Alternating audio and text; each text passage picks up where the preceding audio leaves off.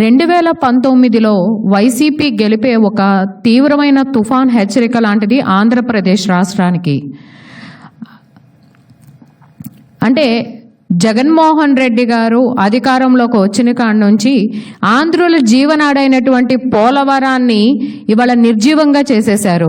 అరే, సువిశాలమైనటువంటి రోడ్లు ఉన్నటువంటి రాజధానిని ఇది వృధా, ఇక్కడ ఇంత పెట్టుబడులు అవసరమా, ఇంత పొలాలు అవసరమా అని చెప్పి అధికారంలోకి వచ్చిన కాడ నుంచి నిత్యం విషం జిమ్ముతూనే ఉన్నారు జగన్మోహన్ రెడ్డి గారు. 3 రాజధానులు నినాదాన్ని తెర మీదకు తీసుకొచ్చి అమరావతిని చంపేశారండి. అమరావతి మీద పగబట్టి ఇవాళ ఆ అమరావతిలో జరిగినటువంటి అభివృద్ధి ఆనవాళ్లన్నీ కూడా చెరిపేశారు. ఇవాళ అమరావతి అభివృద్ధిని రెక్కలు విరిచేశారు జగన్మోహన్ రెడ్డి గారు.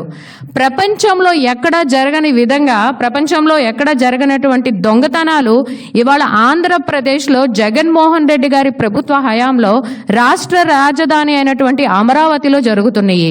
3 రాజధానుల నినాదంతో ఈ గడిచిన 5 ఏళ్లలో జగన్మోహన్ రెడ్డి గారి పరిపాలన అంతా కూడా అమరావతిలో అరాచకాలు, అక్రమాలు అనే దానికి నిదర్శనండి.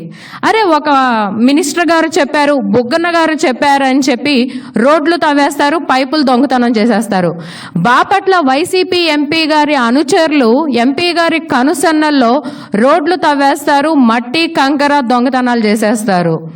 కేవలం 3 రాజధానులు అని చెప్పి నినాదం తీసుకొచ్చి ఈ 4.5 సంవత్సరాల్లో అధికారంలోకి వచ్చాక జగన్మోహన్ రెడ్డి గారు, నేను అమరావతిని అభివృద్ధి చేయాలి, దానికి కావాల్సిన సిమెంట్, నాకు ఇవన్నీ కూడా వనరులు ఏర్పరచుకోవాలి అని చెప్పి సరస్వతి పవర్ ప్రాజెక్టుకు మాత్రం హుటాహుటీన పర్మిషన్లు తెచ్చుకున్నారు మన తాడేపల్లి ప్యాలెస్లో ఉన్నటువంటి పెద్దలు.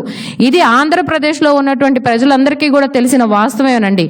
ఈయన అధికారంలోకి వచ్చాక సరస్వతి పవర్ ప్రాజెక్ట్ అయితే పర్మిషన్లు తెచ్చుకున్నారే కానీ ఎక్కడైనా అమరావతిలో ఒక 4 ఇటుకలు వేసి, ఒక బొచ్చ సిమెంట్ వేసి ఏదైనా అభివృద్ధి కార్యక్రమం చేపట్టారండి?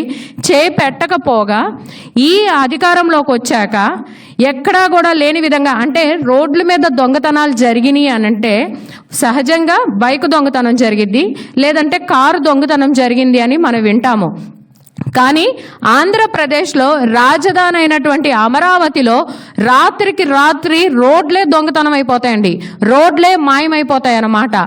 ఈయన అధికారంలోకి వచ్చాక ఈ గడిచిన 2019 నుంచి 2024 వరకు చూసుకుంటే కనుక అమరావతి గ్రామాల్లో దొండపాడు నుంచి రాయపూడి వెళ్లే మార్గం